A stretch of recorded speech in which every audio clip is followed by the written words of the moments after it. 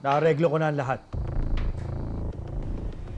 Kahit si Mayor Alfonso, napaniwala ko na sa investigasyon ko.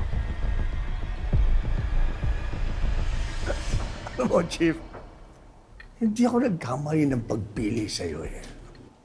As we speak, tinatransfer na ngayon sa bank account mo ang regalo mo galing kay Edgardo Magallanes. 50 million pesos. Salamat, Senador. Pero alam mo naman na hindi lang pera ang habol ko. At alam mo kung anong gusto ko. Oh, huwag ka mag-alala. Alam mo, bayani ka ngayon sa bayanan, alam mo ba yun? Dahil sa pagkakasolbo sa palangga, massacre. And to think, bukas na bukas, hintay mo ang tawag ng presidente, gagawin kang general.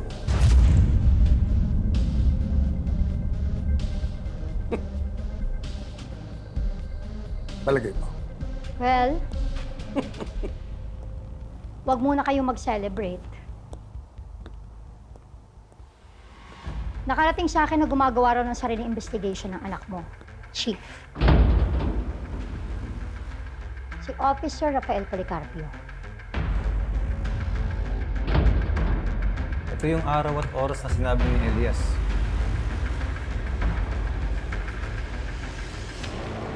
Paano na lang kapag nalaman niya tungkol sa atin?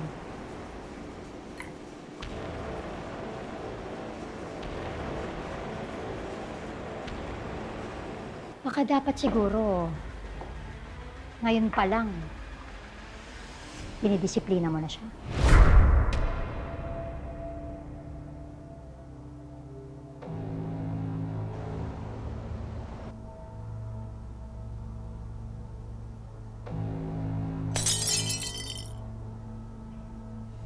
Ano ba akala mo, ha? Hindi ko malalaman yung ginagawa mo investigasyon? O wala ka ng tiwala sa akin? O tingin mo, mas magaling ka na sa akin, ha? Tay, gusto ko lang pong bigyan ng pagkakataon si Elias. Gusto ko siyang paniwalaan na baka yung nakaaway niya si Binondo sila ang pumatay sa pamilya niya. Kaya ngayon, may napala ka ba? May pinuntahan ba yung investigasyon ginawa mo? Meron? Ano meron? Wala namang away. Hindi ko rin nakitang dumaan si Elias.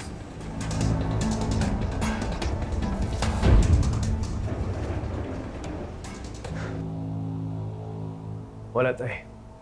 Wala akong nakitang insidenteng road rage.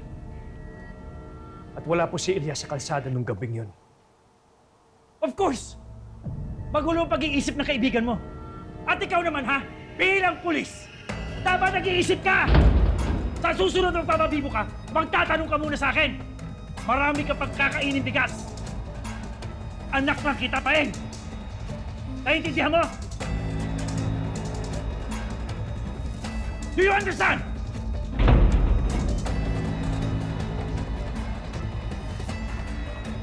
Yes, sir.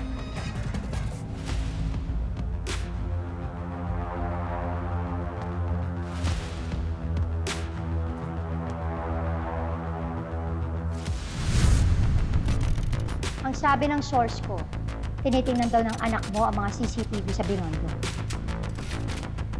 Hindi niya dapat malaman ang tungkol kay Calvin.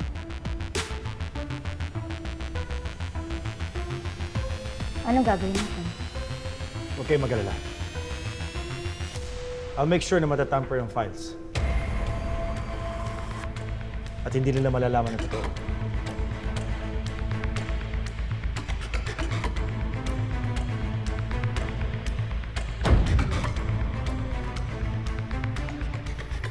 Siguruhin mo lang na huwag tayong sumabit dito. Mahirap kalaban ang Golden Scorpion. You know that?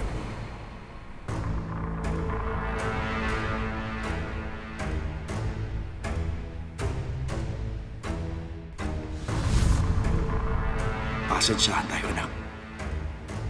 Pero hindi ako papayag na ikaw ang sumira sa ambisyon ko. Kaya ako na mismo nakilap sa mga ebidensya kinuha mo.